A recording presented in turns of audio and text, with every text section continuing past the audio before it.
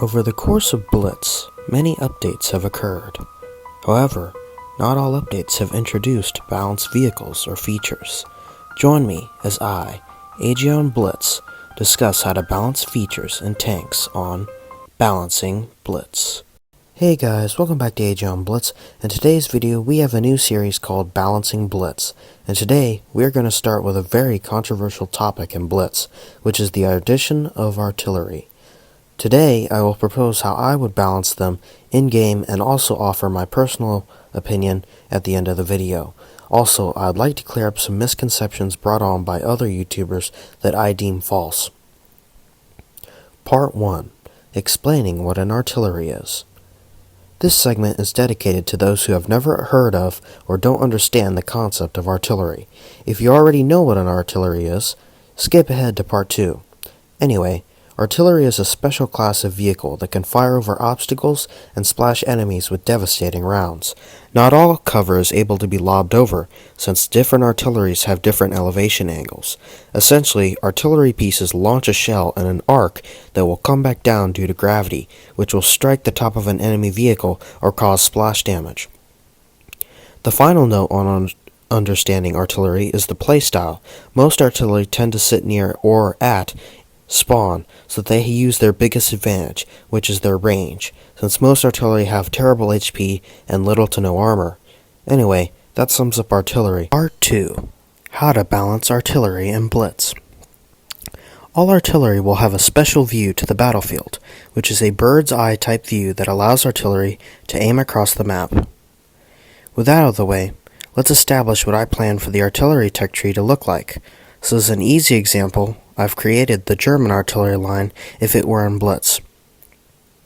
At Tier 4, I've placed the Sturm Panzer II. It shall be the basis of how the artillery will work for low tiers. The most important stat to most people regarding artillery will obviously be its firepower. The Sturm Panzer II uses a 15 cm or 150 mm howitzer that I have planned to have 600 alpha damage on HE with 30 mm of penetration and 230 damage on its heat round with 100 mm of penetration. Now before any of you early commenters start complaining about the HE, let me explain. In order to balance the caliber differences at each tiers of artillery, I have an easy balancing feature. It works like this. The further the shell travels, the more damage it loses. For low-tier artillery, the damage loss per distance traveled is 1 damage every meter. Now for lower caliber guns such as 105mm artillery at Tier 4, they lose half a damage per meter traveled. In terms of hit points, I feel that it's fair that artillery get HP similar to a light tank 2 tiers below. Now that we've covered the HE mechanics, let's explain heat rounds on artillery. Since heat in Blitz doesn't lose penetration over distance, the same applies for artillery. However, the damage of these rounds are significantly less compared to the HE.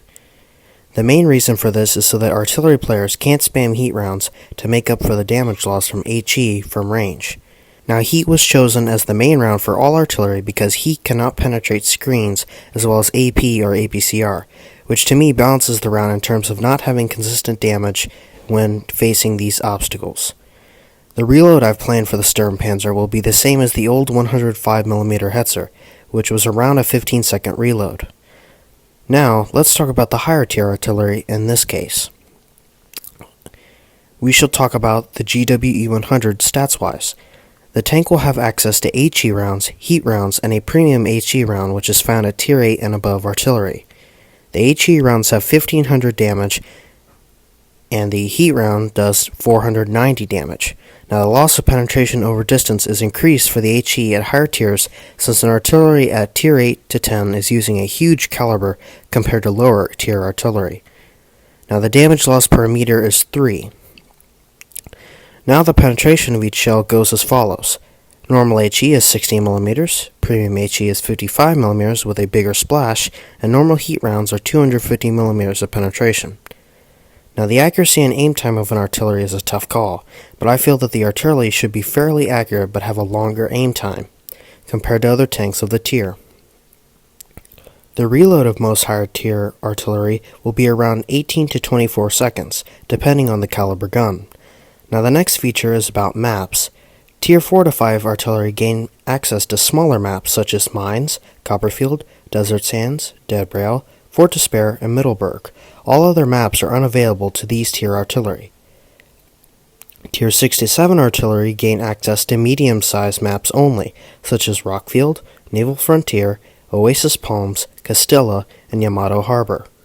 Finally, Tier 8 to 10 artillery can only see Normandy, Ghost Factory, Molenbeek, New Bay, and Faust. Artillery will also be unavailable in all fun modes since the gameplay is too fast or unfair in terms of, as an example, having an artillery as Big Boss. Now for artillery in games at Tier 4 to 5, there can only be 1 to 2 artillery. After Tier 4 to 5, artillery can only be limited to 1 per game, and both teams must have an artillery for balancing purposes. Part 3. My personal opinion on adding artillery. From my point of view, artillery could be a good addition to the game if balanced properly. However, I can see how it may upset people or gain backlash for adding artillery. The way I look at it is that Blitz games should have artillery as a class that teaches people the threat of big caliber guns. Before Update 5.5, many tanks had dart guns that could one-shot or decimate equal tier tanks and below. Artillery is essentially a way to tell newer players to watch out for big guns and not just waltz their way into them and get wrecked. Now, I'm not all for artillery if wargaming fails to balance it properly, but I would love to see if wargaming could take the time and test out different methods. Part 4. Clearing up common misconceptions. When researching my ideas for adding artillery, I decided to listen to the opposite perspective, and I found that a common trope when people talk about artillery in Blitz is that it will cause people in artillery to tunnel good players, clans, or streamers. I'm not sure if this is news to people, but as far as I've seen, that's kind of what people do anyway.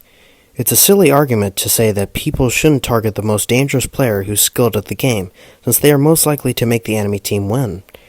Another common misconception is that artillery can be easily flanked and killed. Although Blitz maps are smaller and more open, I believe that with artillery being limited at each tier to different sized maps, that they can essentially be a TD when it comes to if the team isn't able to protect or check each flank. Now note, most videos talking about artillery are well outdated as back as 3 or 4 years ago. When these videos were made, the meta, maps, and gameplay was much different compared to nowadays. For example, the old way to play Blitz was to stand a herd and follow a flank together. Even though this is seen sometimes nowadays, it is rarely used besides taking advantage of a numerical advantage compared to where the enemy team sent their players.